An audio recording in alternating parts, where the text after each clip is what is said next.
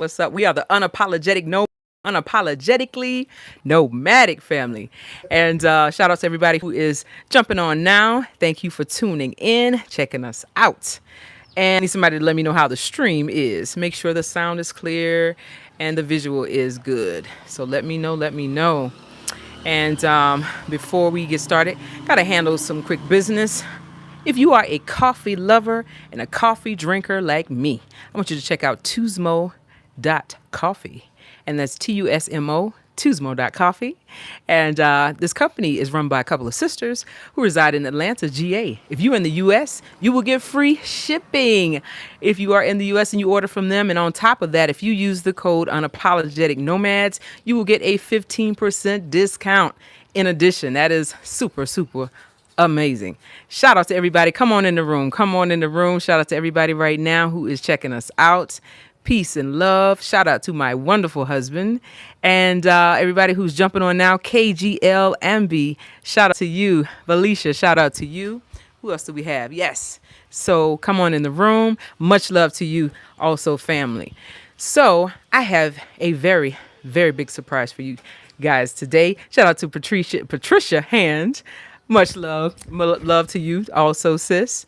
Wonderful surprise here today. I'm in front of an amazing couple.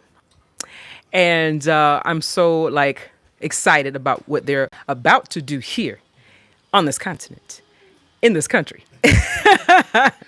So this couple is going to introduce themselves. We're going to jump right into it. Again, shout out to everybody jumping on the live. Shout out to my wonderful husband. Oh, he's in the building. Peace of love. Peace of love.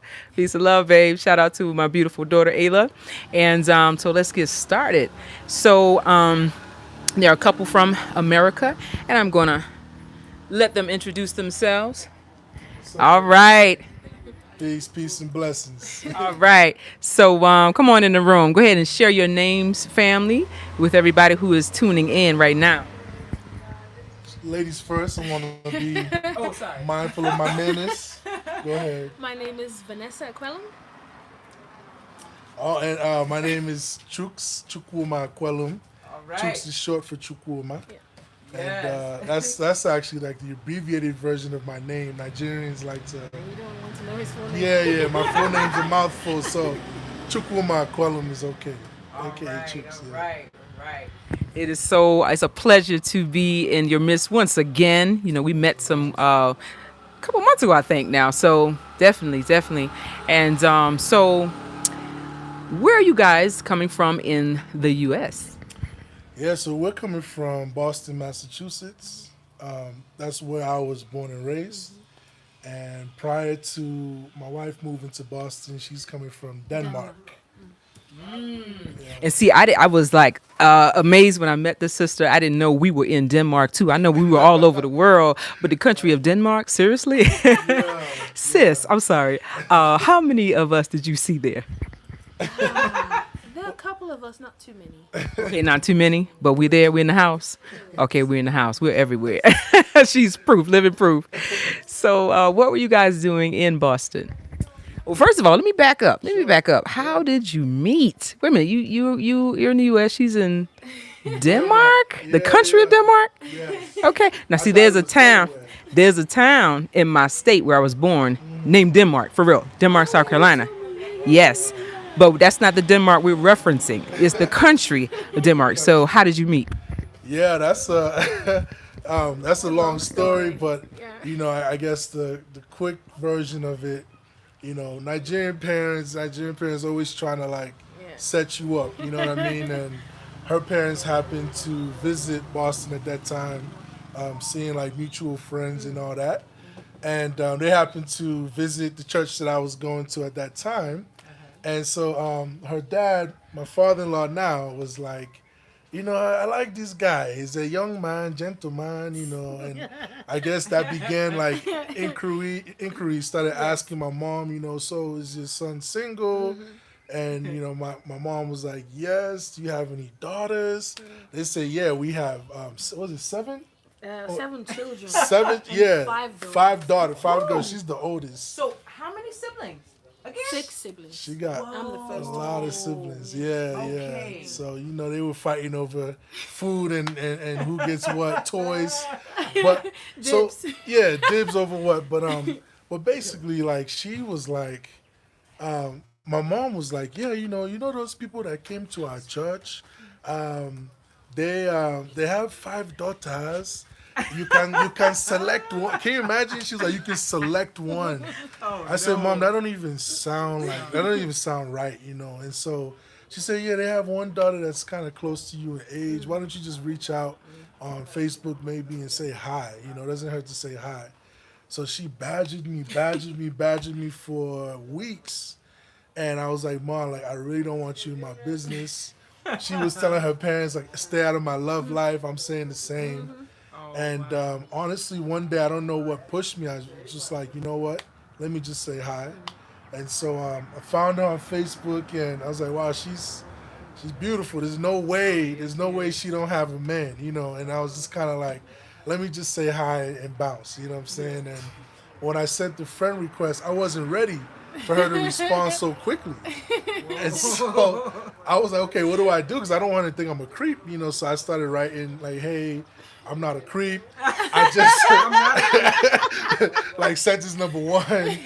I'm not a creep, but like I met your parents. They came to our church. They seem like remarkable people. You seem like a remarkable young woman. I just want to say hi.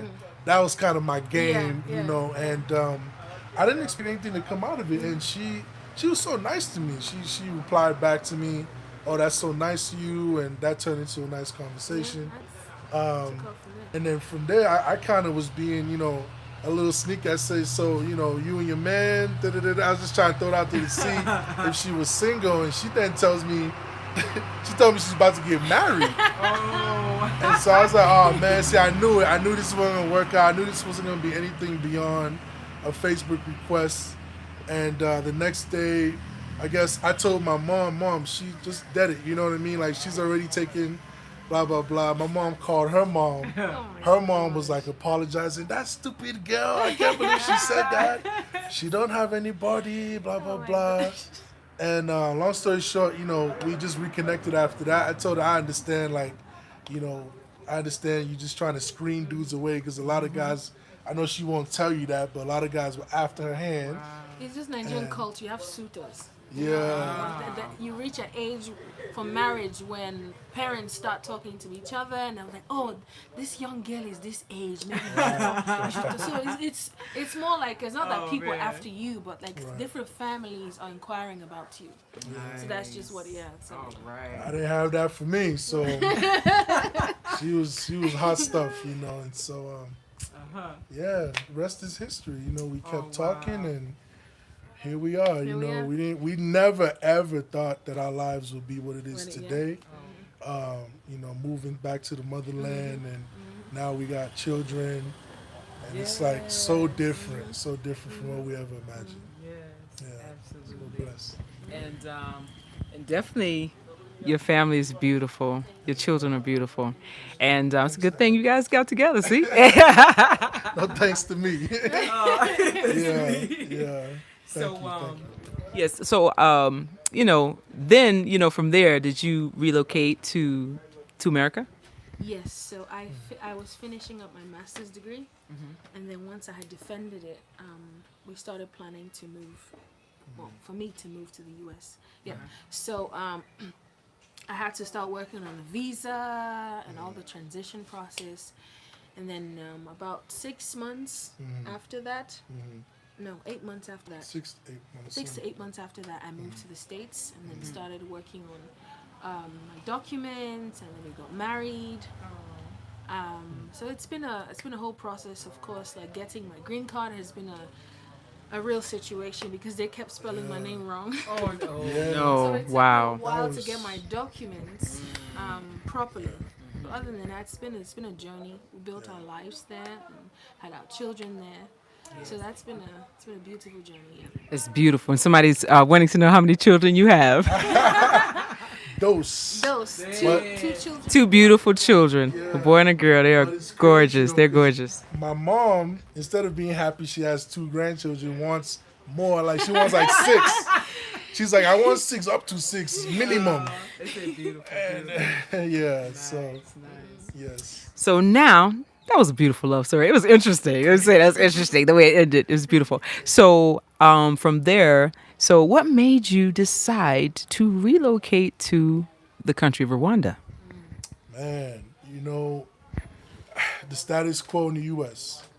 for folks like us, melanin-rich folks like us, it got to a point where my mental health was taking a hit, and she didn't grow up in the U.S., so a lot of it when she first came from Denmark, which was like the happiest country in the world, and then came to the U.S., which unfortunately is like the most hostile, right?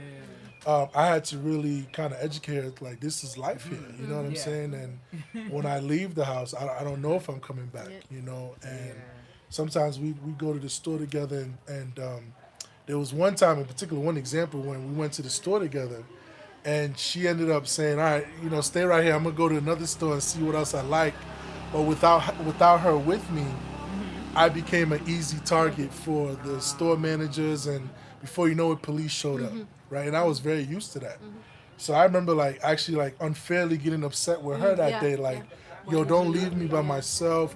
You got to let me know when you're going to leave, because if I'm wandering around aimlessly looking for you, as like my safety net, my safety pass, they're going to think I'm suspicious. Yes, and they you did. will look suspicious. Yeah. That's so unfortunate that our brothers and sisters have to go through that. And that's why we suffer from what we suffer from. You know what I'm saying? So, all those things, and that it's trauma. That's trauma. And that's unfortunate, brother. We sorry that happened to you guys, because we can identify definitely with what that is. That's horrible. And for those who think that, coming from somewhere else, and no, it's not about that. Because unfortunately, people who don't like melanin rich people like us, that's what they see first. So, and you're proof of it.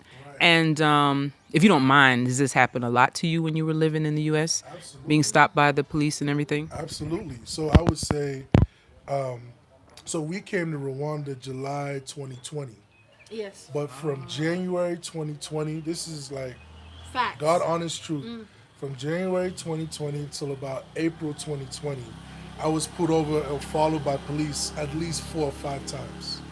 And one of those times she was with me and got to see firsthand how hostile. I had to bring out my camera. She had to start recording because the guy came to all reckless and crazy. Ooh. I need your registration. He wasn't even trying to be cordial. No. I was already guilty in his mind. Didn't tell us why he stopped us. Didn't tell me why. Just pulled us over, saying you were speeding, and I'm like, I looked at the odometer. We're not going past the speed limit. Right. Yeah. Because I had her and the kids. You just saw a Lamborghini speed right in front of us. Exactly. But you didn't stop them. You stopped us. Uh-huh. And we were on our way to church. Oh. So he said he just pulled up really furious and angry. Red face. Wow. I just pulled out my camera. I said, okay, let's just make sure this is. So fortunately, we're Christians, and we just started praying while he was running my information, and he came back to the car like a different person, make sure you guys get to church safe. God works in mysterious ways. Yeah, that's what he said. He's like, God works in mysterious. No. And so for that to. That's just the kind of everyday treatment we were becoming used to. Yeah. And it really was taking a toll on me, particularly, and a toll on her, not knowing if I'm coming home or not. If I'm out, in traffic, she's getting worried. So it wasn't so much like we're just, bam, going to go to Rwanda right away. It was just we need to get out of the U.S. Yeah. Whoa. And then determining where that was going to be was another process in itself. Yeah. It's okay. Yeah.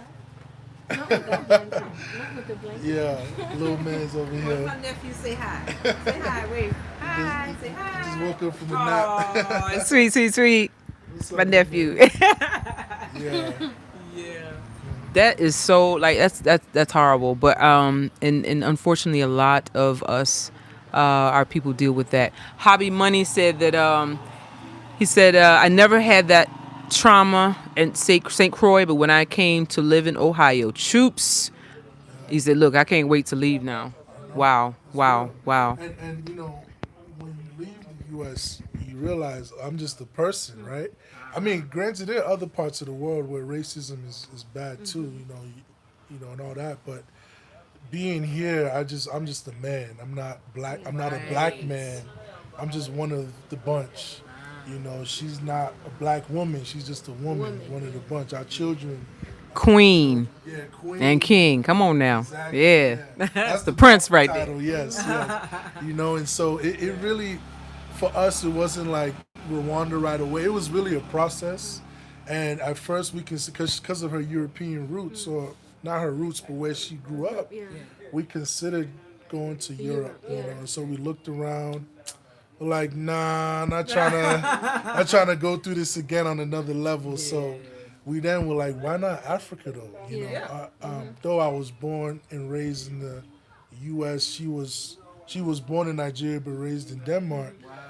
We felt, obviously we have a connection back to our motherland because we were raised by Nigerian parents. Both her parents are Nigerian, both mine are Nigerian too. So your parents are Nigerian, but you were born and raised in the U.S. Correct. Oh, Yeah. okay. Yeah. Okay. So like we've always had a connection. Yeah. You know what I'm saying? Like growing up, it was like you had to walk the line of American culture, but also you can't bring back some American stuff to the house. You know, you gotta understand what there's like Nigerian expectations and ideals that you gotta live up to. Yeah. And shout out to Nigeria, you know, and our brothers and sisters who are doing that work. That's right. Shout out to Nigeria. One day we're gonna get over there and explore. Yeah, that's right. And so then I guess, you know, it kind of feeds into some of the reasons you moved to Rwanda. How have you found the difference in the time you spent in the U.S. and now? How do you feel now? Because I know you talked about your mental health and just not feeling like, look, this is not it right here, there. So how do you how's the process been so far? Yeah, you said the right word, king. I walk around feeling like a king. I would say my mental health is much better, in a much better place. I don't walk around for fear of my life. You know, besides like driving, like am I gonna fall off one of these big hills? Besides like that fear, right? You know, in all seriousness, I don't have that fear of losing my life for no good reason, right? It just, I don't know, man. Just walking around seeing melanin folks like myself, and people are so friendly. I always talk about the offices here being different from the U.S., right? You know, they don't, it's not like they're trying to abuse their power because there's accountability, you know? And so when they see you, they really are trying to protect and serve. You know, they're not trying to make your day miserable because they're having a bad day. And so I find that they're very friendly. You know, they carry the biggest guns around, but they're the nicest people you see, you know, and everyone's just kind. Everyone just there's a community, you know what I'm saying? You wanna, yeah. It's been How do you different.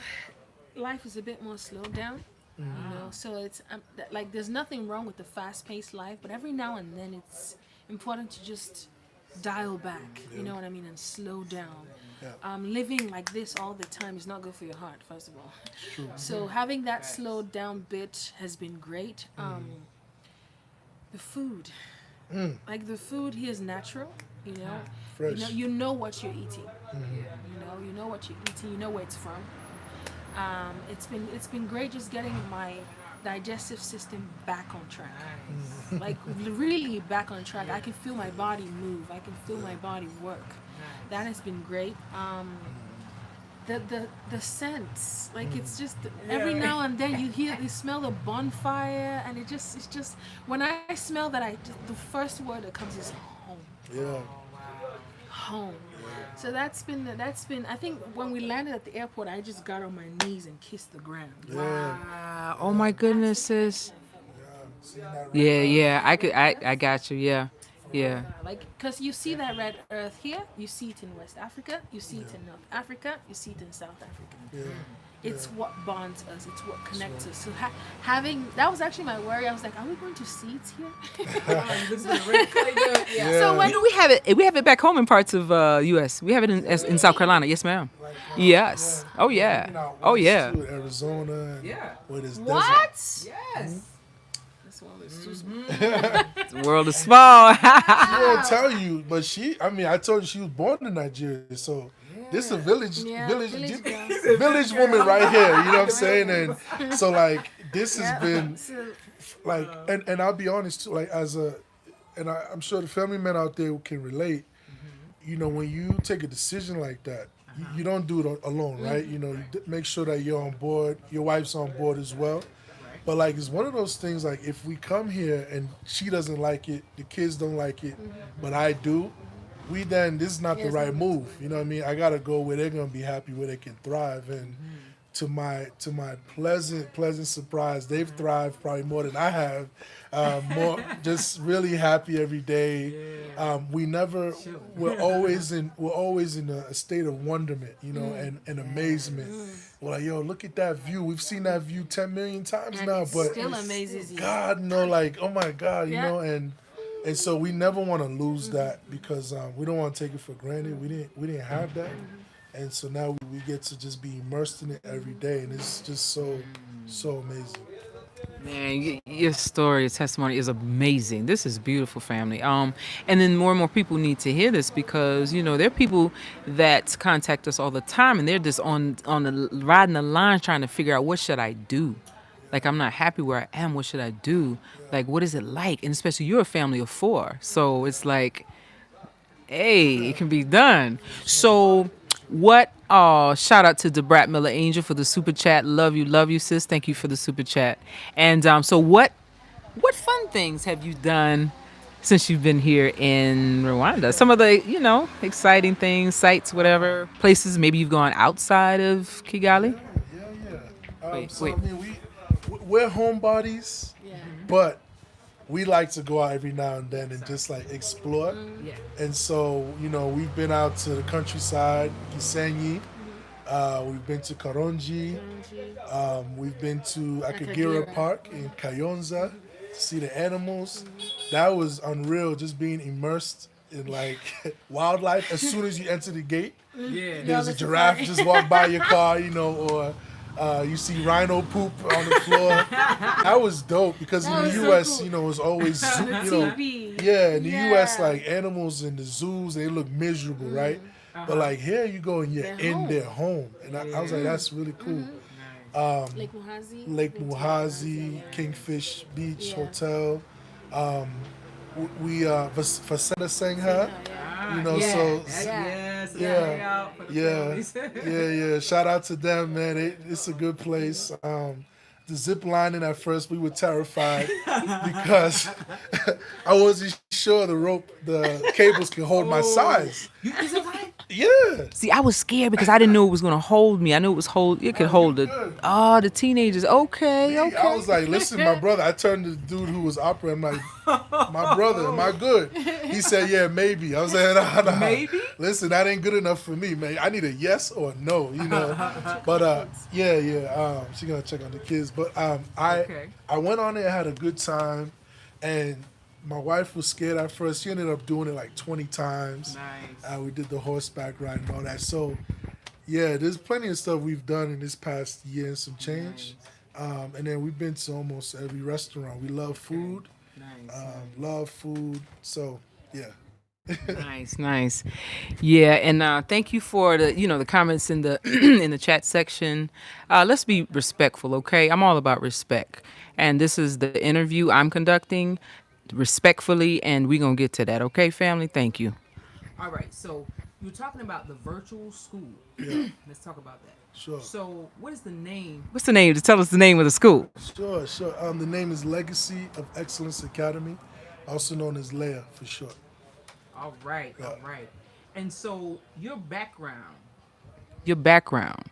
What was your background? Your profession in the U.S. Sure, yeah. So I've been in education for almost 12 years now, and I faced a lot of pressure before making that decision from family.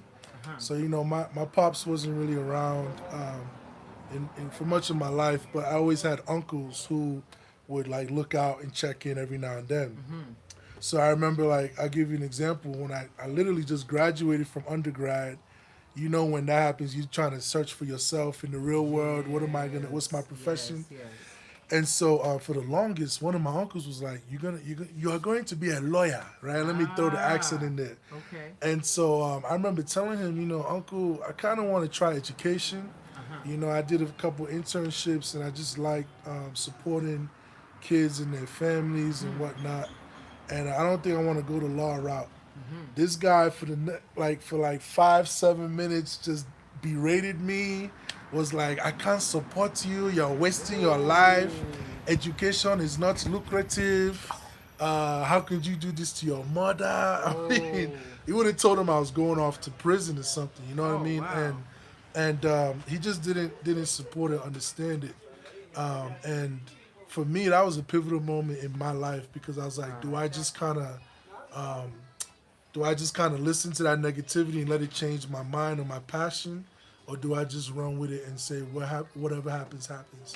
So fortunately, I did the latter and been in education since. I was in the start of my career. I was a teacher for 5 years, so I taught high school humanities.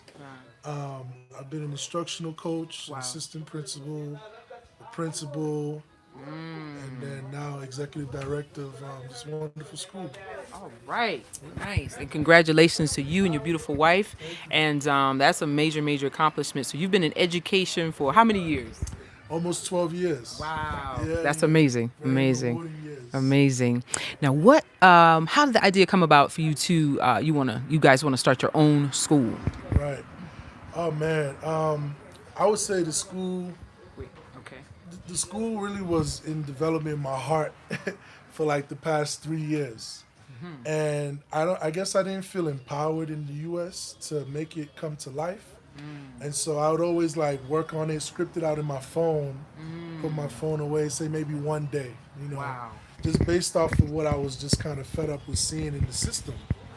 And so, you know, it took coming here and seeing, wow, like, you know, I'm seeing certain things being replicated in schools here that are troubling. You know, I'm seeing, if I may be honest, you know, like white supremacy practices. I'm seeing, you know, a lot of things happening that was not good in serving our kids well. And so I would come home and just be kind of down, like this can't be. You know, like our people can't be subjected to this. We deserve more. We deserve better. We deserve something that's culturally responsive. And I finally took out my phone and said, you know what?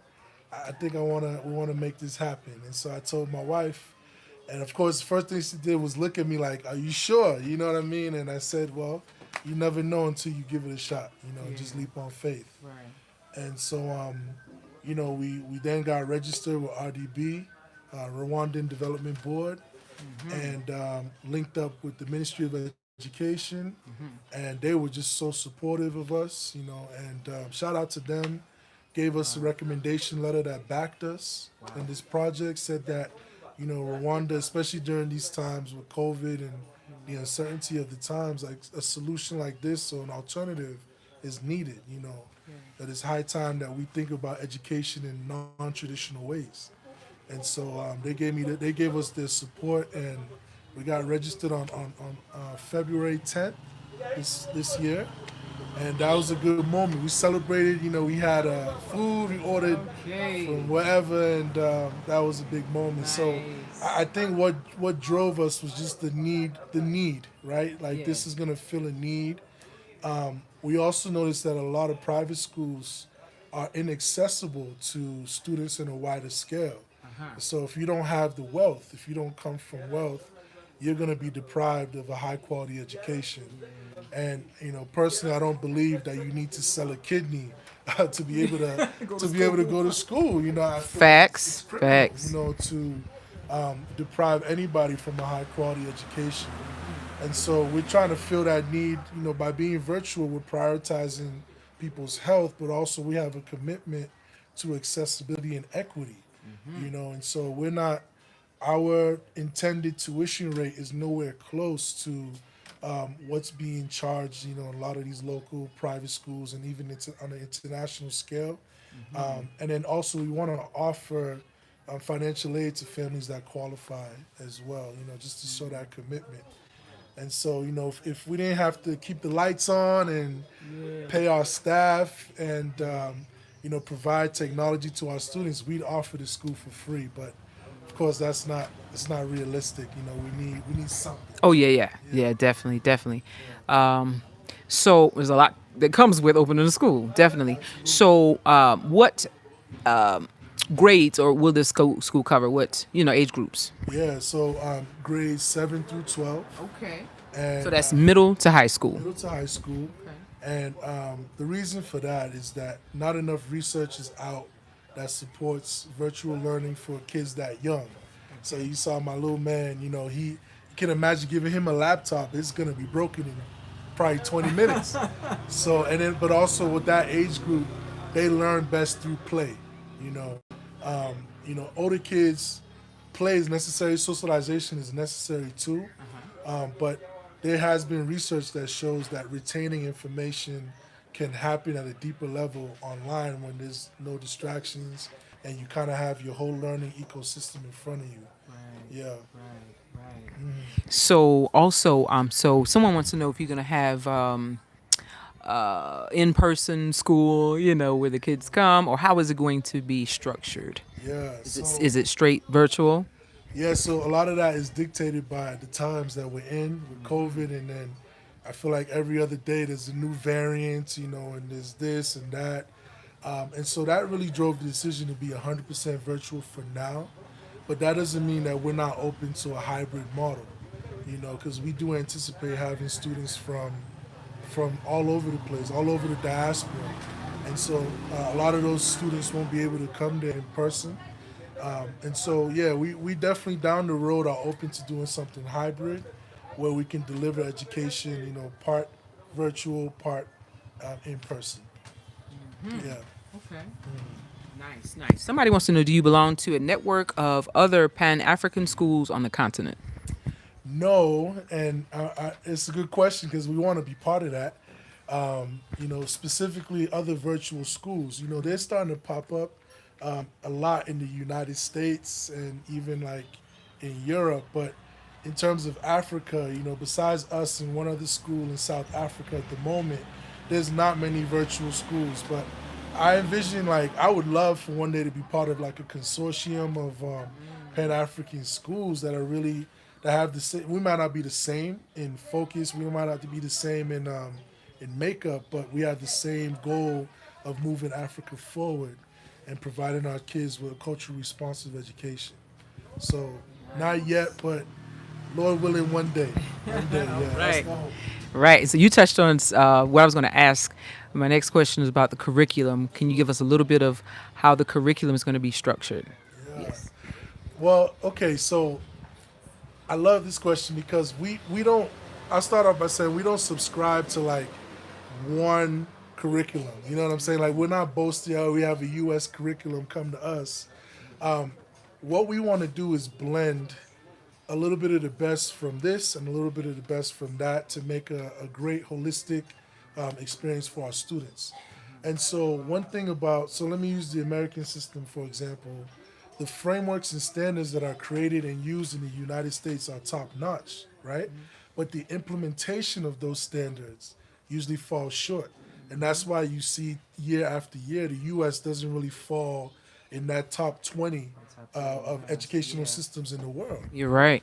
And so for us, okay, we plan on for our curriculum using those frameworks and standards as like the guardrails and the parameters in which we design, like the shell of our curriculum. But in terms of like the content and the daily approaches for how to implement those standards, we plan on using the Scandinavian approach. So I told you my wife's from Denmark. And so we want to use basically approaches where, there's a lot of cooperative work, collaborative work going on. Sorry, I'm distracted. Kids are just like wondering what's Yeah, the going baby's on. checking in. That's Yeah, all right. yeah, That's my love. bad. That's I'm trying love. That's all right. You love your a lot of- children. That's good. Yeah, It's a beautiful thing. Based learning as well. If you notice, a lot of Scandinavian countries, there's not this like obsession with testing, standardized tests. you're right. Right? It's Right. more about critical thinking, real world application. How do I transform this knowledge that I'm getting to a meaningful context. And so that's been lacking in my years in the U.S. and being a product of U.S. education myself. That's been a frustration because that's really lacking. And so, to answer the question, our curriculum is a combination, a fusion. It's where we have U.S. standards and frameworks, but then Scandinavian approaches to provide our students with that experience, so that when they leave our school, you want to go to school in Europe, you can thrive. You want to go to school in the U.S. for college, and you can thrive. You want to stay in the motherland, you can still thrive because you already have that flavor of Africa coming to us. All right, all right. That's nice. So what about let's say you're gonna fuse any of like our history in there, so they get like some of our history, what we miss and we don't get in our schools back home. Absolutely. Sorry, it was an ant on me. No, it's all good. These ants are coming out full Ant. force. Sorry, y'all. It was an ant. I'm trying to get this ant off me. He wants to be in an interview. I think that's what. Okay. No, that's a great question. So I would say, and that's a big. The vast majority of our students are going to be of African descent, of across the African diaspora, with the exception of, every now and then you might have if a diplomat wants to send their child there and they might not look like us, they're welcome as long as they're here. But most definitely, built into our curriculum. So, for example, our humanities curriculum, we intend on teaching pre-colonial African history, colonial African history, before diving into a little bit of U.S. and European. You notice it's usually the other way around in a lot of schools, right? And if they even teach African history at all, They don't. right? But when they do, they usually start from slavery, or they fast forward, right, and then do a little something in February on the civil rights movement, right? But to do that cheapens our rich history. As a people, we are kings and queens. We come from kings and queens, right? And so it's important for us to help our children develop a positive self-concept, because imagine going through school, you never see yourself in a positive light. All you learn is, we were enslaved, we were downtrodden, we were beat down, we're never going to be anything. As opposed to, oh my God, I'm learning about Mansa Musa, the richest man, and you don't even know how much money he had. They can't even count it. Right? The Benin Empire, the Ghana Empire, the Songhai Empire, the Aksum Empire of Ethiopia, right? And so we are making a very conscious commitment to teaching about Africa in a positive and an accurate light, and a full light. Of course, you got to teach the good, the bad, and the ugly, so that students are able to think critically and determine, okay, this is what happened in the past, but this is what we can use to make sure we have a better future and shape the future. So most definitely our humanities curriculum is radical, is bold, it's different from what I've seen, but it's where our heart is, because if we're not doing that, we're really failing our kids, to be honest. That's if true. They don't see themselves in school.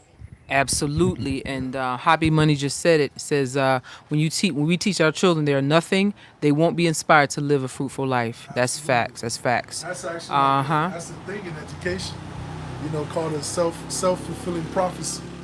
And so when all I'm seeing in myself is I'm nothing, I'm this, I'm the scum of society, I'm always going to be treated anyhow. You there's an inclination to live down to that, and we don't want that.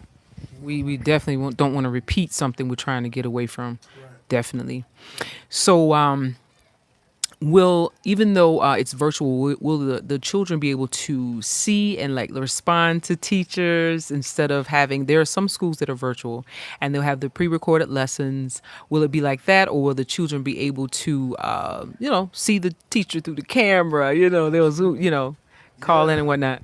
You're right. There are I don't even call them schools. They are online setups or programs where just do this packet, and submit it. To me, that's not teaching. That's not teaching and learning. That's just doing a packet and submitting it online. But at Leia, yes, we'll have teachers teaching students live in synchronous classes, where they can interact with their peers, interact with their teachers through Zoom. And we also want to embed at least once a week a day where there's asynchronous. So they're given projects to work on, and they can submit that work, either that day or by the end of the week, right? Um, we also want to de-emphasize homework, and make it meaningful. Right, And I know that's like people might be like, "Whoa, no homework," but for us, my philosophy has always been this: even as a teacher, if homework's not going to be meaningful, don't give it, because the children are in school for all those hours in the day, and then to come home and give them 3 to 4 hours of homework just cause that's the routine is not fair. And then you have children showing up to class the next day sleep deprived, right? You have them like agitated because they didn't really, and so for us, the hard work is going to be done during the day in class. And then if there's any homework that's given, it's for the sake of getting them ready for the next day of school, or if it's given on Friday to get them ready for the next week. We also want to embed advisory periods. And so we're not calling them advisory, we're calling them villages. Okay. And so each advisory group is named after an African civilization.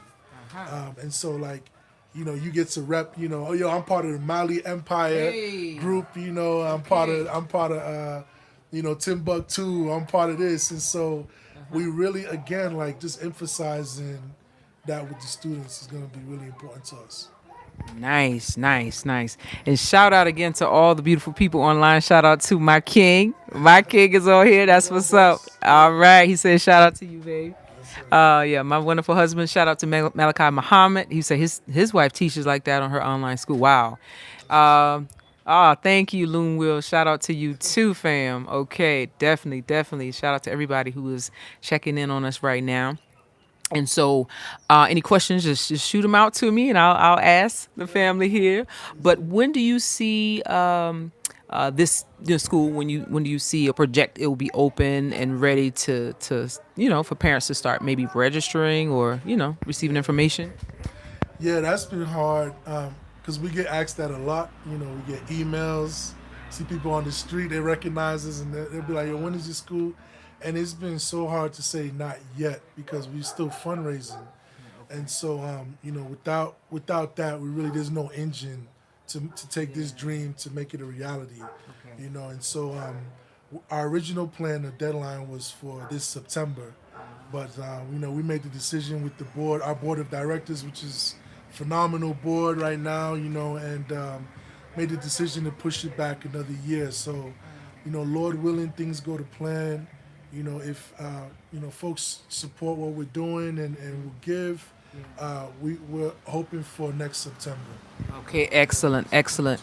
And that's not far. This year is almost done. That's okay, true. so where can people if people wish to donate and support the project, the school, where can they do that? Yeah, right on our website. Okay, let's shout that out. What's your website? Yes, our website is www.legacyrw.org. And when you get there, you'll see a bunch of information, but I think it's the last tab on the top. It says support Leah, and there you can give. And what's nice is that we are fiscally sponsored by a nonprofit in the U.S. That allows us to provide tax receipts. And so every donation you give, not that people just want to give for that, but some people, that's important for them to know, is that you also can get a tax deduction, by giving to Leah too. So honestly, it would mean the world, to get this dream off the ground. And we're really relying on support from our community. I'll be honest, in the spirit of transparency, I was approached by, non-melanin gentlemen who wanted to buy our school. What? Kid you not. And he was very serious. He kind of offered us money, but he wanted to change. He wanted creative control. And for me, that no amount of money, was worth that. And so we're really trying to just look out to our community, and support each other. I think it's always a beautiful thing when, we can support our own, to get something off the ground, to support a vision.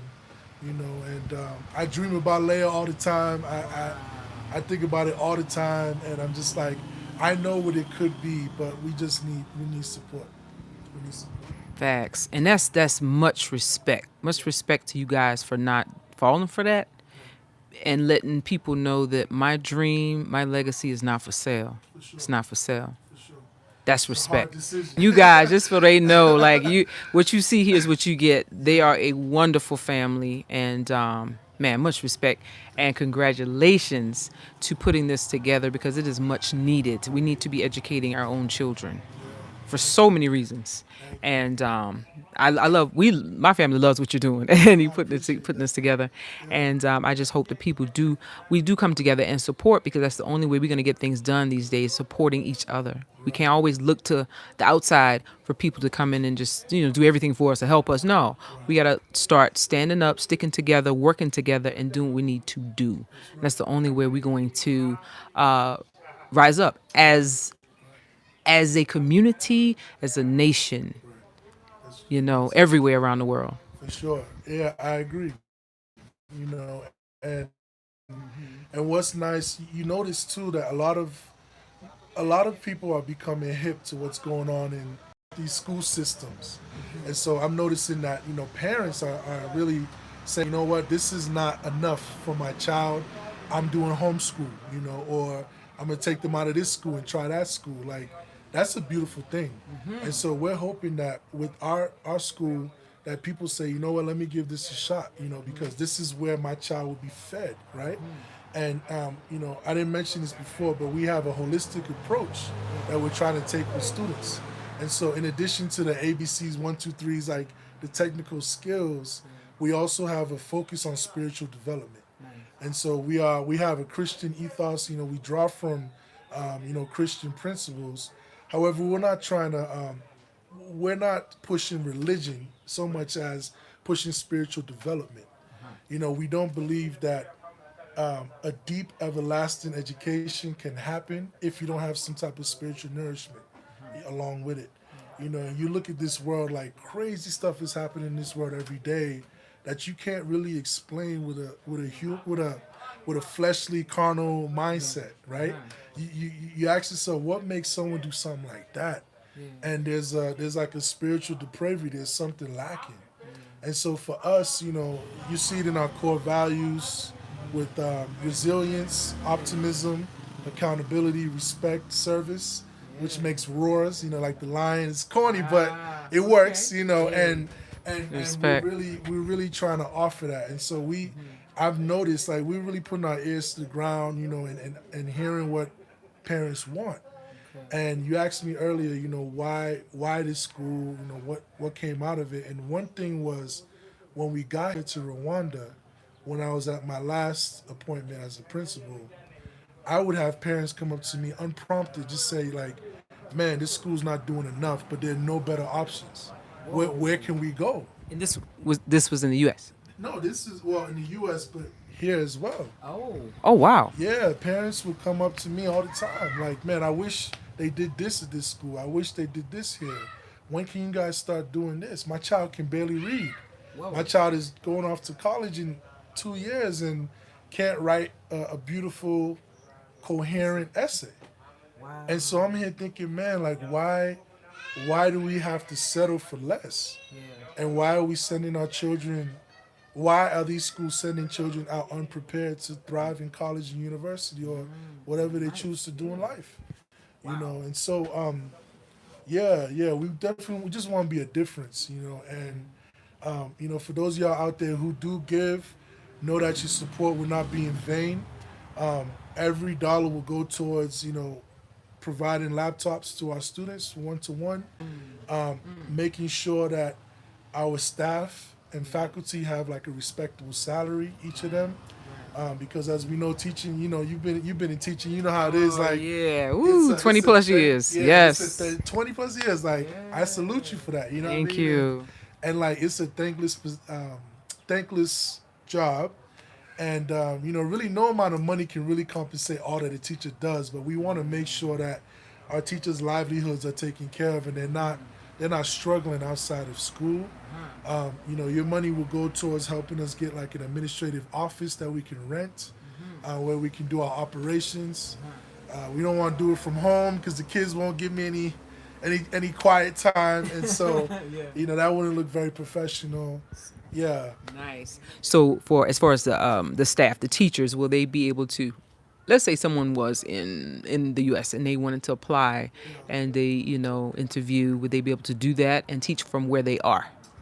So we thought about that model. For local. Yeah, we prefer local aid just to like come and experience, Africa, come and experience Rwanda and be authentic with it, Nice. But also what we'd be paying you would be enough to survive in Rwanda. Yeah. And so like Good. if you're overseas, that's not going to be enough. We know how it is in the U.S., but here a dollar can stretch farther than it does back in the U.S. So yeah, we thought about that, but we'd rather people be willing to relocate. The good news is that we'd be able to sponsor people that come here, right? Because we're registered with RDB, we're an established enterprise.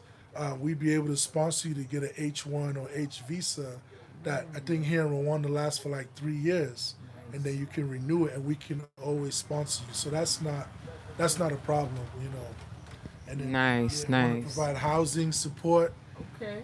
All that. We're thinking of all that. We just come and Yeah, like. they're trying to put a nice package together, but you got to be here. Unfortunately, fortunately and unfortunately, you want to be on the continent. So definitely, that's great. That's great, family. So again, shout out to you guys. This is amazing work you're doing. And again, let's give them the name of the school and then the website where they can go. Those who wish to donate, support this family with this huge project, which is amazing, and it's life-changing for us, for our children, for many generations. So what is that school name and website where they can donate? Yeah, so again, Legacy of Excellence Academy, Leah, Lea, Leah Lions, Roar, all that. The website is www.legacy, legacy.org. And so please visit, click around. We have a few pages that are still under construction, but there's plenty of information for you to check out on the website. And just please give what you can. It would be much appreciated and well received. Right. And again, those of you who are in the U.S. and you give, you can, you're going to get your tax, receipt? Yes. Yeah, get your receipt so you can write it off on your taxes, yes. But we want to thank you guys, and I know Vanessa had to check on the babies, but I know it's been a pleasure.